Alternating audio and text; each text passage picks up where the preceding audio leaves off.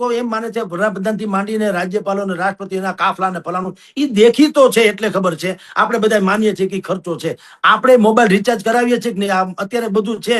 કોણે બંધ કરી દીધું મોબાઈલ રિચાર્જ કરવાનું? કોણે જે કઈ જાવા કરવાનું હતું બંધ કરી દીધું?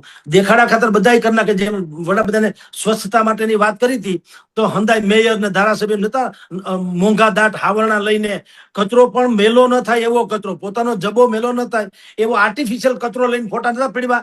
તો ઈ જુદી વાત છે. પણ મેસેજ શું હતો? મેસેજ ઈ હતો કે ભાઈ તમને સ્વચ્છતા હશે તો રોગ ઓછો થાય. એ લાગુ કોને પડે? આપણા જેવાને, જે સામાન્ય મિડલ ક્લાસના કે ગરીબ વર્ગના લોકો હોય એને.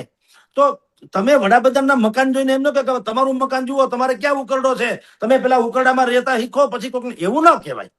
એમ તમારી જાણ ખાતર રાજ્યપાલ કે રાષ્ટ્રપતિ એને આવડા મોટા રસાલા શું કામ? એ નો ડાઉટ અતિશયોક્તિ છે, પણ એ ક્યારે અતિશયોક્તિ ન બને?